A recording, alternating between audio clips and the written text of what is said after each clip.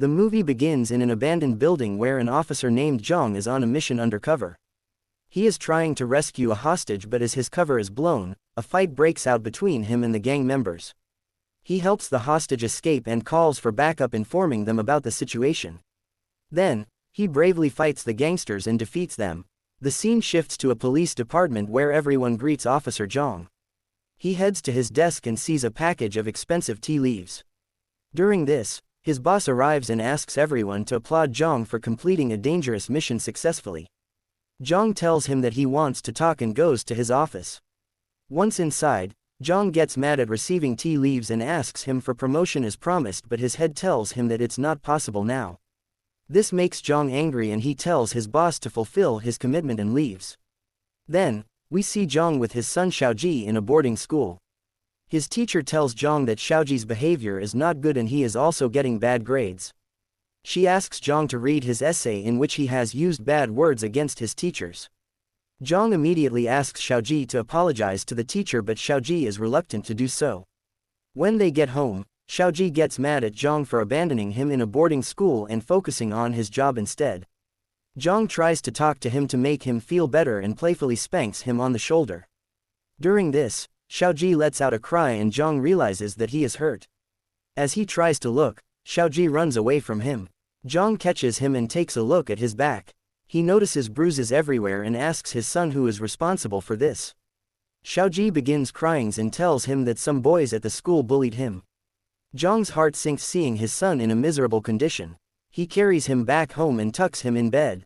Once he is asleep, Zhang orders one of his fellows to get more information on the bullies. He is informed that those bullies work for a man named Dalla, who is the owner of a nightclub. Zhang decides to go to the nightclub and teach the bullies a lesson. Inside the bar, he sees Dalla with a woman named Qin Mong. Dalla gives her 30,000 yuan for chugging a bottle of vodka. Then, she gets tipsy and asks him to go somewhere comfortable. Dalla agrees, but Qin tells him she has to get her handbag first. She heads to the bathroom and vomits. During this, Dalla arrives with his friends and begins harassing her.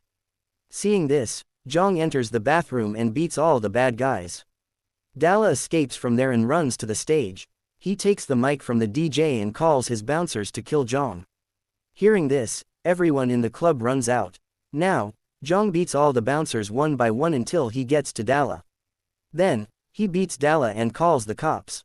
He informs them about the drugs being sold in the nightclub. The police arrive and take everyone to the station. Dalla is locked in the prison cell and Zhang is informed by his head that Dalla is the son of a very influential crime lord named Baka.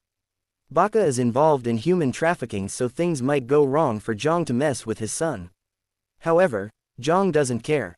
They ask Dalla about his father's business and he reveals that it's been a long time since he last saw him and he knows nothing about his business. He also reveals that his father only finances his nightclub and he is not involved in any of his businesses. Meanwhile, Zhang interrogates Qin, who has also been taken into police custody. She hesitates to reveal anything about herself, so Zhang tells her that if she does not cooperate they will put her in her jail.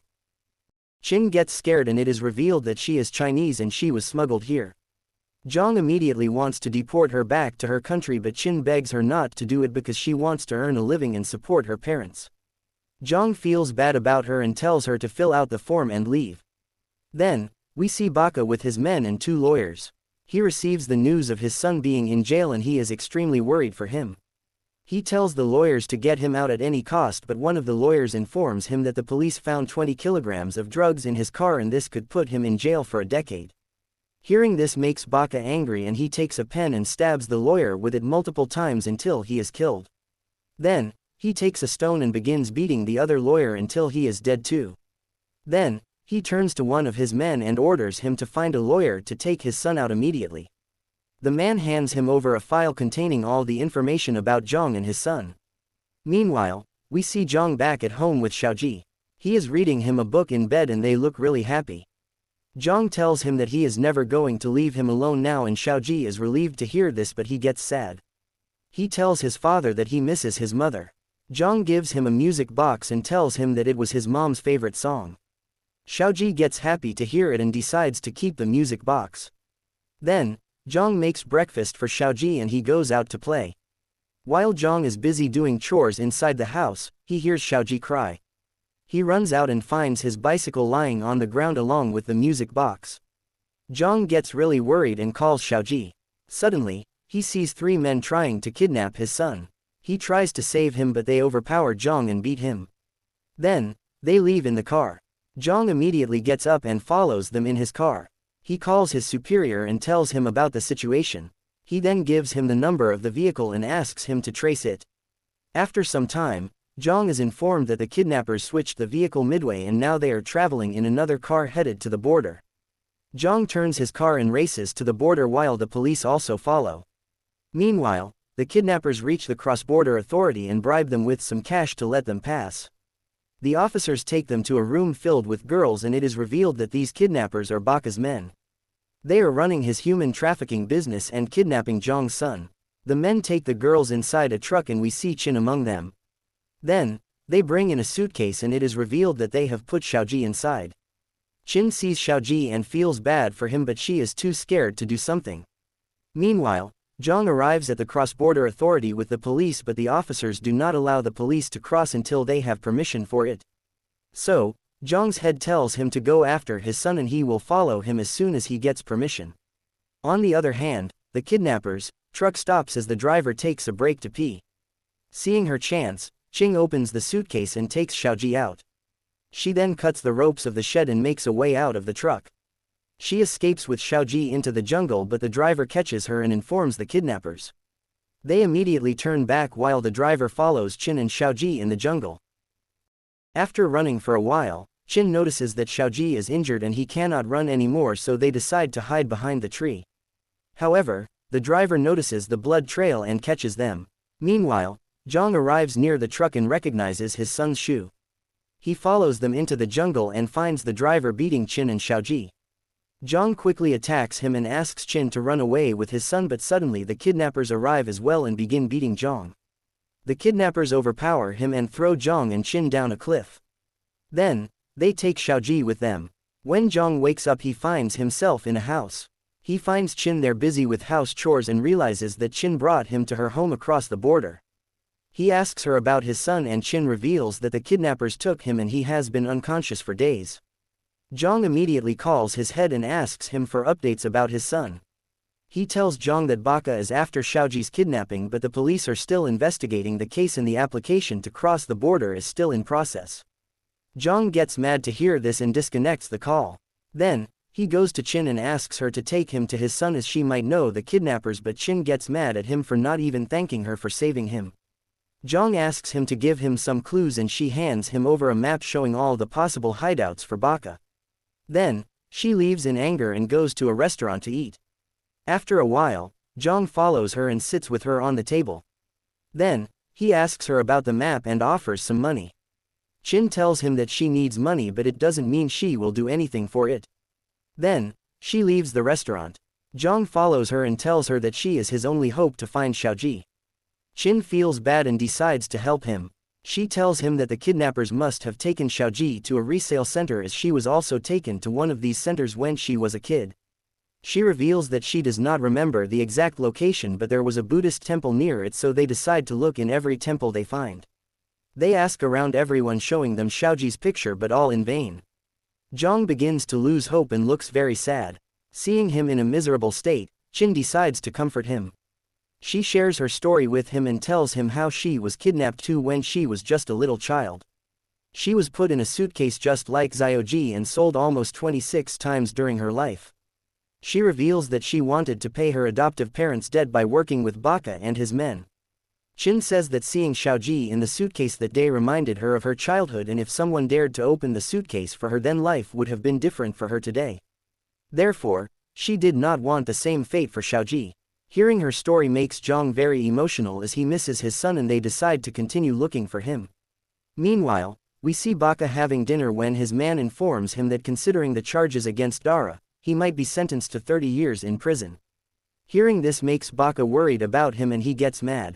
Then, we see Xiaoji locked in a cage along with some other kids of his age. The kidnappers arrive and take him out of the cage. Then, they take some of his pictures and videos and wait for a client. On the other hand, Zhang and Qin arrive at another temple and Qin recognizes it. They look around and Qin finds the resale center she was taken to. Zhang immediately decides to go inside and tells Qin to call the cops and wait there. Meanwhile, the kidnappers find a perfect client to sell Xiaoji and render him unconscious. During this, Zhang arrives and begins looking for his son, but he does not find him anywhere. Suddenly, Baka's men spot him and a fight breaks out. Zhang sustains a lot of injuries during this and the cops arrive at the scene. On the other hand, Qin also breaks into the facility and rescues Zhang. She takes him back to her house and treats his wounds. As Zhang gains consciousness, he gets mad for not being able to save his son. He begins hurting himself, so Qin comforts him. When he calms down, she goes out to get lunch for them. After getting lunch, when Qin is returning home, she notices one of Baka's men with threatening to kill her parents. He tells Qin to mix something in Zhang's drink and hand him over to him if she wants to see her parents alive. Now, Qin has no choice but to obey the man. She feels really bad in her heart for doing this to Zhang, but she feels helpless. As Zhang takes a sip of the drink, he falls down on the floor and becomes unconscious. Meanwhile, Qin runs away on a bus with her parents. The man takes Zhang to an abandoned place and ties him. Then he keeps beating him, but Zhang is not in his sense to take any action. After some time, he takes out his knife and as soon as he is about to strike, Zhang overpowers him and frees himself. Then, he kills him and takes his phone out of his pocket. He unlocks it using his fingerprint and finds that Xiaoji is being taken for surgery to sell his heart. He gets really worried and calls his head to trace Baka. He informs Zhang that they have received permission to cross the border and he will join him soon. Meanwhile, we see Qin in a bar where she notices an old man. The old man receives a phone call and he is informed that a perfect donor for his heart has been found.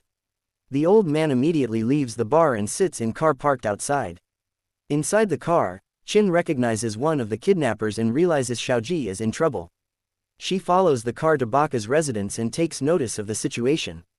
Xiaoji is taken inside operation theater as he is being prepared for the surgery while the old man arrives and meets Baka. He hands him over a bag with money and they wait outside the operating theater. During this, Zhang breaks into the facility in his car where Baka's men confront him. On the other hand, Qin decides to cut the power to stop the operation. Seeing her chance, she escapes with Xiaoji. Meanwhile, Zhang gets into a fierce fight with Baka. After a big fight, he eventually manages to kill him. However, one of Baka's men beats Qin and snatches Xiaoji. Qin becomes unconscious and takes Xiaoji with him.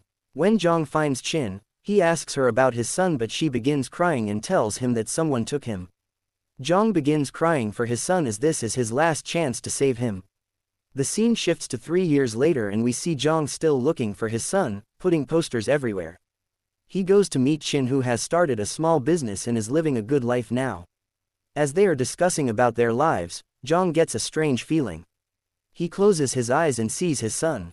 When he opens his eyes again, he notices a boy in a field. He goes near him and when he looks up, Zhang realizes that it is his son Xiaoji and he hugs him. This is where the movie ends. Remember to subscribe and turn on notifications, so you can watch more movies like this. Thanks for watching.